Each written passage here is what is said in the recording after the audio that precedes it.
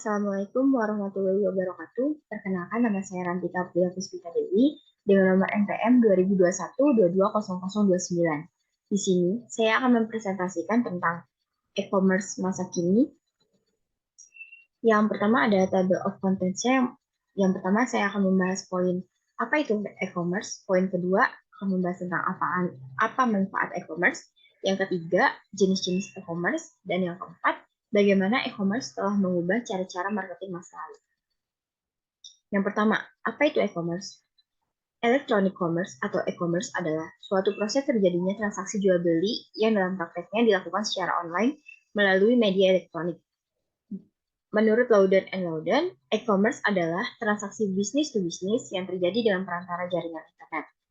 Dalam dunia perdagangan, e-commerce menawarkan banyak perubahan. Proses jual beli tidak lagi membutuhkan pertemuan tatap muka seperti pada toko konvensional. Penjual dan pembeli hanya perlu melakukan proses transaksi online. Poin kedua ada apa manfaat e-commerce? Manfaat e-commerce yang pertama, biayanya rendah. Yang kedua, jangkauannya luas.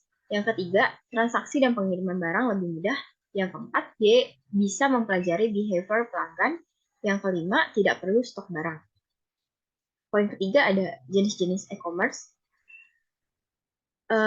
Yang pertama ada business to business. Contohnya ralali.com and indotrading.com, kawan lama, Electronic City, Indonetwork, and MBIS.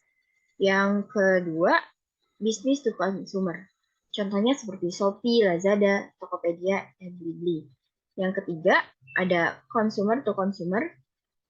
Contohnya seperti Bukalapak, marketplace di sosial media, Shopee, Tokopedia, dan mungkin sekarang ada di TikTok. Yang keempat, business to public administration. Contohnya itu Qlua, Aquila, N-Katalog, LKPP. Dan yang kelima ada consumer to public administration. Contohnya seperti Tokopedia, Bukalapak. Dan yang poin keempat, di sini saya akan membahas tentang bagaimana e-commerce telah mengubah cara-cara marketing masa lalu. E-commerce telah mengubah cara-cara marketing dengan cara memanfaatkan internet yang ada pada saat ini.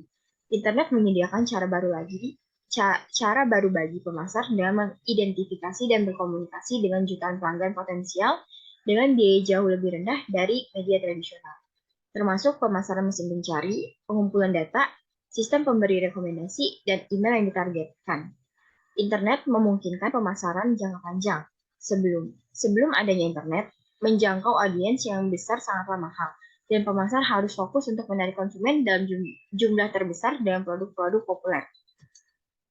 Banyak e-commerce menggunakan teknik behavioral targeting atau penargetan perilaku untuk meningkatkan efektivitas iklan spanduk, media interaktif, dan video.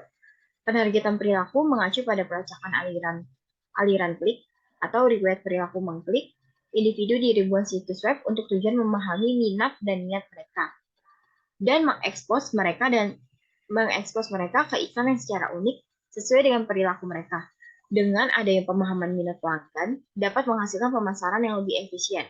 Perusahaan membayar iklan hanya kepada pembeli yang paling tertarik dengan produk mereka dan penjualan serta pendapatan yang lebih besar. Cukup sekian presentasi dari saya, kurang lebihnya mohon maaf. Wassalamualaikum warahmatullahi wabarakatuh. Terima kasih.